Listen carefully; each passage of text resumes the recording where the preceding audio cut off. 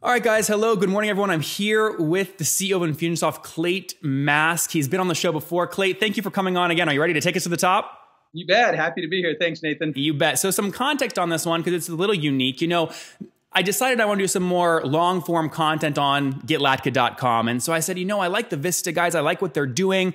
I put out a piece last week about why I thought it might make perfect sense for Vista Equity to acquire you guys for, a $960 million offer, which is a multiple they tend to like because of some things that I saw happen at Infusionsoft, like Icon being canceled and some other stuff. And you did, Clate, what you always do, which was on a random LinkedIn post that had tagged you. You gave a response. You're out there. You're the face. So thank you for coming on to talk about the article. You bet. Happy to do it. Okay. So you canceled Icon. What's going on? Yeah, you bet. Well, I think what you have to understand is where we are in our maturation as a software company, because the dirty little secret is that most software companies never get profitable. They only focus on top line revenue growth. And as a result, they do some things that make a lot of sense for that stage of the business. We're at a different stage. We've grown to a point where we're not dependent on venture capital. We're not dependent on outside revenues or outside funding sources. And we've built a profitable, growing business that no longer requires that kind of funding. So you have to understand that we're in a little different place, first of all. Second, when you're growing a business, there's a time where you've got to really marshal the fans of your base, and you've got to bring everybody together. And there's a lot of cheerleading and rallying that's required. And Icon was a big part of that. We did that for a decade, and I love Icon. I've always loved Icon. I know you love it. That's why it was so shocking to me. I go, this couldn't have just been Clate's decision. Well, it is. It is my decision along with my team. But here's why, and I think it's important to understand. When you get to a point that you've got 150,000 users and only 3,000 of them can afford to leave their business for a week, come and put a lot of things on pause to invest in their growth, there's just a smaller and smaller percentage as we grow that are able to take advantage of that kind of conference. And so we've been requested by or asked by our customers for a long time, hey, how can you create ways for us to get this sort of thing year round? How can you create ways for us to get this in sort of on-demand virtual ways instead of us having to leave the business and come to Arizona for a week? And, and there's also just a lot of logistics and challenges as you build an event bigger and bigger. So for many reasons, but the major reason being that to scale a global software company where we intend to serve millions of small businesses worldwide, the main way you scale the teaching and the culture can't be a one-time per year annual conference. So that's really what it's about. For us, it's about serving our customers in better ways, year-round, on demand, that's easier on their pocketbook. Because as you know, if you go to Salesforce or you go to Inbound or you go to some of these other conferences, that's coming out of a budget in a marketing department or a sales department or something else. That's not our customer. Our customer, it's coming right out of their pocket. And for us to be able to serve our customers more effectively so they don't have to travel and be gone away from their business a bunch, that's what we want to do. We want to do that on a large scale. And the vision we have is to be able to serve millions of small businesses. And so the nutshell answer is there's a time and a season for everything. There was during the first decade of Infusionsoft's growth, that was a great thing to have an annual conference. But as we scale and serve many more small businesses globally, we need to find different ways to do that. Clate, looking at it though, it's so hard to measure the lifetime value increases of the people who do attend. Like, it is so difficult to measure attribution of a conference, which makes it easy if you're getting real pressure to be profitable and cash flow positive to cut it, because it's very hard for you to defend it in a board meeting. But I know you. I've seen your smile at Icon. I've seen it. I've seen it when it's giving out the check, the reward to all the developers who are competing. By the way, building your ecosystem, which is really important. Back on February 2nd, when I had you on the show, you said, Nathan, in a sentence, we're Salesforce for SMB. Well, Salesforce absolutely has a huge app store that a lot of their growth is from. So that carrot now no longer exists for developers. It's not, how do you justify all of this kind of going around in your head? Well, just because there isn't an event doesn't mean there won't be ways for us to grow the ecosystem. We just don't want it to be dependent on that one-time annual event. So I think that some people look at it and say, "Oh, well, you're not doing the event, therefore other aspects of what you do are going to go away because they're not at that annual event, which is the focal point of those aspects." But that's not the case. We'll still stoke the fires in our ecosystem. We'll still do all of those things. And why not do the conference, record the content, which is great in-person content, and use that virtually? I mean, when you tell me the main reason you did it, which I appreciate, by the way, that your budget is coming right out of the small business owner's pocket versus an inbound or a Dreamforce where it's a big corporate budget that gets lost in some travel expense somewhere. I completely get that. But I mean, there are other ways to do the conference and still give people a virtual experience. That wasn't an option for you? No, it's really not, because you still have to put all of that effort and all of the expense into putting on that conference, and you don't have the opportunity to spread it out over the course of the year. So, I mean, think about, it's not just the dollars that they spend to come; it's a one-time pop. Well, that's not really what small businesses need. We need to help our customers on an ongoing basis. Our community, which has been really growing, you'll see that continue to expand. Our online community. That was missing for a long time, but over the last few months, we've begun to really build that up.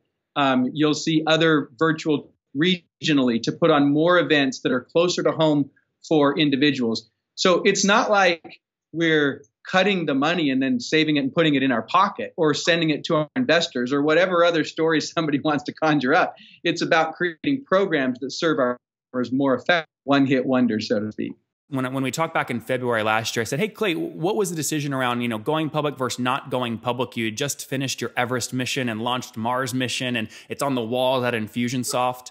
And one of the way you responded to that was, "Nathan, we raised this capital. Now you can kind of go public without going public because there's so much private money out there."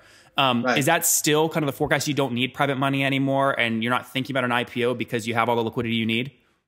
Well, there's always times where you want more liquidity for different things that you're doing. The key thing is, as a software company grows, again, this is about the stage of a software company. And that's why I prefaced everything I'm saying with, you got to understand the stage that we're in. A couple of years ago, we made a conscious decision. It was time for us. And so we did that. And that's over the last 2 years, we've made that transition. And I'm going to tell you, Nathan, you will talk to very few software company CEOs who have made this transition. It is a freaking hard thing to do. What's the hardest part? A sole focus of driving top-line revenue growth. And your investors want you to do that. And everybody gets used to that. And yet, when you get to a point where you start to approach that 100 million mark, you've got to begin to make an adjustment. We began to make that adjustment a couple of years ago.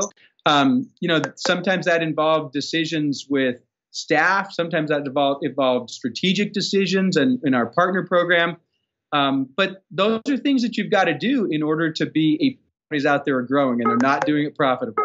It's a very, very small percentage that get to a point where they're growing profitably. So we made that decision. Now, when we made that decision, Nathan, it meant we don't have to go public. We don't have to raise more capital. We don't. There may be a reason we want to do it. Say if we're going to acquire a company, or if we're going to make a really important product investment in an upcoming year or something, where we say, we want to raise more capital to do that. But I'm really happy and pleased to tell you we don't have to raise more money. We're going to raise more money in terms of an IPO or in terms of public money or private money if we want to, because we have strategic things we're trying to do that help drive the mission of the company. So you're cash flow positive as of today? Correct. Got it. Have been for about a year. Okay. When you look back at employee number 21 at Infusionsoft, your biggest tool as an early startup CEO, especially in software, is, hey, let me pay you a little less to save some money, but take some equity. Now, you are and I imagine you have dozens, if not hundreds of employees like that. I don't know what your obviously equity plan looks like, but I imagine there's a lot of people like that at Infusionsoft. Yeah. When Bain came in and obviously did a secondary round, obviously it's not public, and I would never expect, ask you to disclose that. But I assume early executives, maybe early investors took some money off the table. However, regular common holders that own 0.001% of Infusionsoft, when they think about liquidity, their really only option is going public, right? I mean, that's how they get liquidity. How do you, and maybe it's not obvious, maybe no one's saying it at Infusionsoft, but if that's a thought going through Infusionsoft employees' heads, how do you calm those nerves and say there will be a chance for you to cash in on that equity at some point? Yeah. Yeah, no, it's a great point. And by the way, our early employees had an opportunity to sell some of their options, some of their shares at the Bain round. So how did you manage that? I didn't know it was possible at scale. We made it possible for everybody that had options prior to raising venture capital. So for all those brave souls who took the leap before we had any financial backing whatsoever, at the Series D, we gave them an opportunity to sell some shares. And I'm really proud of the fact that we had employees that took trips of a lifetime and bought a car and did different things, because capitalism is awesome. I'm a great believer in conscious capitalism. So to answer your question, yeah, you've got to have liquidity. There's got to be a liquidity event. That's either an IPO or some other kind of transaction. It can be, there's really, a few ways you can do it. You can go public, you can raise more capital, and in that create an opportunity like I just mentioned. Another way you can do it is if the company sells. That's not our ambition. That's not our intent. It's obviously the reason I'm having this conversation with you. But those are generally the three ways that you're going to be able to create a liquidity opportunity for employees. As a CEO, I think about that. I think about how do we help create an opportunity for our shareholders, including our employees, because we have hundreds of employees who own shares or options at least, and I want them to have that opportunity. A lot of folks, Clate, will say when you raise venture capital, it's a lot like strapping yourself to a rocket ship and you put yourself on a timeline. There has to be a timeline because of how LPs and these funds work and returns and that kind of thing. You are obviously on that rocket ship to raise a lot of capital. And to give credit where credit's due, you shared last time, you're well over 130, 140, you just said 150, I believe, thousand users, paying, hundreds of dollars per month. You said you were between 100 million and 150 million in annual revenue with healthy economics. The upfront fee drove churn down. Everything looks healthy. But if we go back to the timeline, people will look at a software company that have raised the amount that you have and said, if nothing has happened over 2 years or 3 years, warning sirens start to go off because there's a timeline. There's pressure building. Something has to happen. So to the people that say, what's going on in Infusionsoft? They haven't raised in 3 years and they have no plans to go public. What would you say? It's great to be profitable. So is that true? I mean, early investors or people that still are on the cap table, they're okay with you building this into a lifestyle business that's just profitable and slowly growing. Understand is the people who are looking at that saying, wait, something has to happen. Yeah, when you're burning cash, something has to happen. When you're not burning cash, you get to control your own destiny. So now there's a point, obviously, where investors are like, okay, well, when are we going to get our money? So there's obviously a point. But I'm very grateful that I don't have investors that are pushing on me saying, come on, you got to deliver right now. Now, do they want a return? Of course. But what they also want is their equity to grow in value.